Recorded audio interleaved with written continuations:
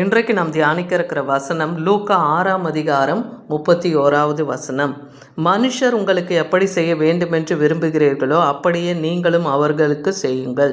இன்னைக்கு கர்த்தர் நம்மோடு இடைப்படுகிறார். மனுஷன் நமக்கு என்ன செய்யணும் நம்ம விரும்புகிறோமோ அதே காரியத்தை நாம் அவர்களுக்கும் செய்யணும். இதுதான் தேவனுடைய சித்தமாக இருக்குது இல்லையா? ஏன்னா உங்களை சிநேகிக்கிறவர்களை நீங்கள் சிநேகித்தால் உங்களுக்கு பலன் என்னன்னே வேதவசனம் சொல்லுது. அதனால் பாவிகளும் தங்களை நேசிக்கிறவர்களே நேசிக்கிறார்களே. அதனால் உங்களுக்கு நன்மை செய்கிறவர்களுக்கே நன்மை செய்வதனால் உங்களுக்கு பலன் என்ன? பாவிகளும் அப்படியே செய்கிறார்கள். அப்போது நமக்கும் பாவிகளுக்கும் வித்தியாசம் இல்லாமல் இருக்குது. அப்போ திரும்ப கொடுக்காதவர்களுக்கு நீங்கள் கடன் கொடுத்தால் அதுதான் உங்களுக்கு பலன் இருக்குது. அப்போது திரும்ப தங்களுக்கு கொடுக்கும்படியாக பாவிகளுக்கு கடன் கொடுக்கிறார்களே அப்படின்னு சொல்கிறார். அப்போ திரும்ப கொடுக்காதவர்கள் யார்? ஏழை எளிய மக்களுக்கு நாம் தான தர்மங்களை செய்யணும் என்று இன்றைக்கி கர்த்தர் நம்மோடு கூட இடைப்படுகிறார். ஏன்னா சத்துருக்களை சிநேகிங்க, நன்மை செய்யுங்க, கைமாறு கருதாமல் கடன் கொடுங்கன்னு சொல்கிறார். அப்பொழுது உங்கள் பலன் மிகுதியாக இருக்கும். ஏன்னா உன்னதமானவருக்கு நீங்கள் அப்போ தான் பிள்ளைகளாக இருப்பீங்க. அவர் எப்படி நன்றி அறிதல் உள்ளவராக இருந்தார், துரோகிகளுக்கும் அவர் நன்மை செய்தார் இல்லையா? எல்லா மனுஷர்களும் ரட்சிக்கப்பட வேண்டும் என்று தான் அவர் தன்னுடைய ஜீவனை தாமாகவே முன்வந்து தன் ஜீவனை கொடுத்தார்னு பார்க்குறோம். அவர் எப்படி பிறரிடத்திலே அன்பு கூறுகிறாரோ அதே போல் நாமும் அந்த அன்பு கூறுவதிலே நியாயப்பிரமாணத்தை முழுவதும் நிறைவேற்றுகிறவர்களாக இருக்கணும். ஏன்னா கலாத்தியர் 5ஆம் அதிகாரம் 14ஆம் வசனம் அதான் சொல்லுது, உன்னிடத்தில் நீ அன்பு கூறுவது போல் பிறனிடத்திலும் அன்பு கூறுவாயாக என்கிற இந்த ஒரே வார்த்தையிலே நியாயப்பிரமாணம் முழுவதும் நிறைவேறுதுன்னு வேதவசனம் சொல்லுது.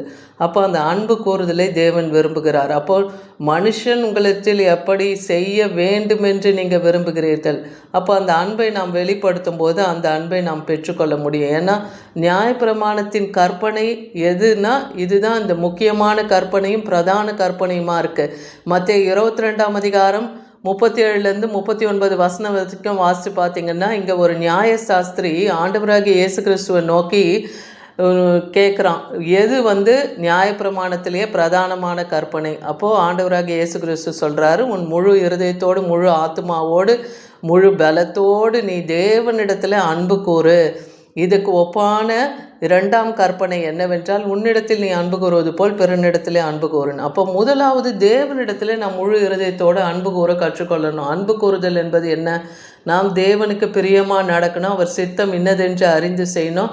அதே போல் தேவனை துதித்து நாம் மகிமைப்படுத்தி தேவனை பாடல்களினாலும் கீர்த்தனைகளினாலும் அவரை மகிமைப்படுத்துகிறவர்களாக இருக்கணும். ஸ்தோத்திர பலிகளை அவருக்கு எடுக்கிறவர்களாக இருக்கணும். வேதத்தை வாசித்து ஜெபிக்கணும். தினந்தோறும் நம்முடைய காரியங்கள் இதுதான் பிரதானமாக இருக்கணும். அதுதான் நம்ம தேவனுக்கு கொடுக்க வேண்டிய நேரத்தை நாம் கொடுப்பதே அவருக்கு அன்பு கூறுவதற்கு அடையாளமாகும்.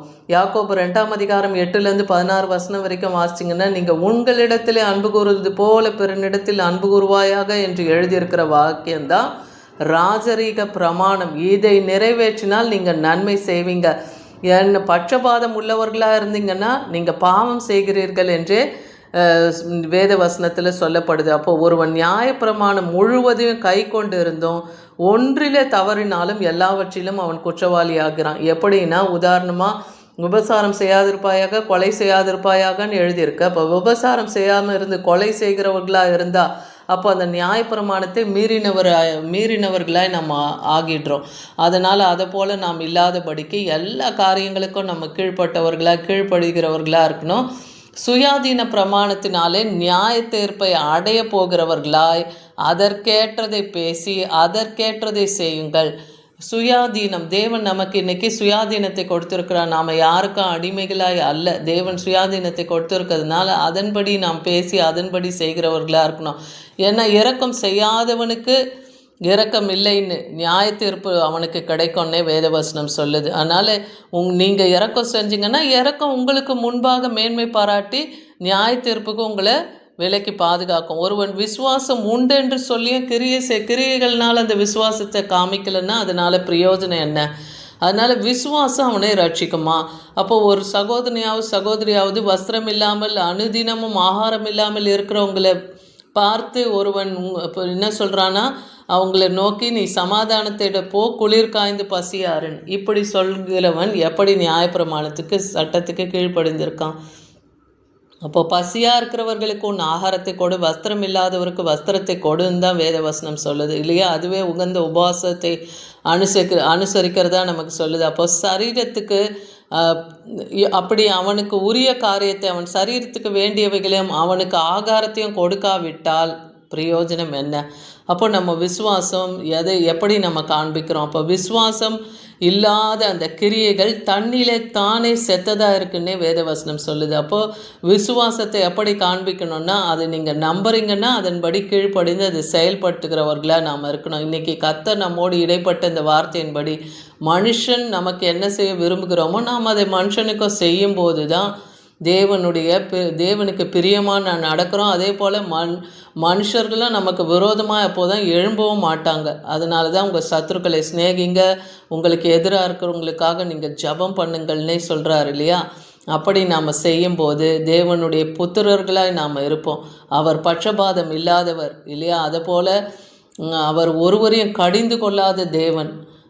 அவருடைய பிள்ளைகள்னால் நாம் அவரை போலவே காணப்படணும். இதுதான் தேவன் இன்னைக்கு விரும்புகிறார். இதுவே அதே போல் அவருடைய நியாயப்பிரமாணத்தின் கற்பனையான அவரிடத்திலே அன்பு கூறுவதும் பிறனிடத்திலே அன்பு கூறும் இந்த பிரதான நியாயப்பிரமாணத்தின் சட்ட திட்டங்களை நாம் கை கொண்டு தேவனுடைய பிள்ளைகளாய் இன்றைக்கும் நாமும் காணப்படுவோம். ஆமேன்.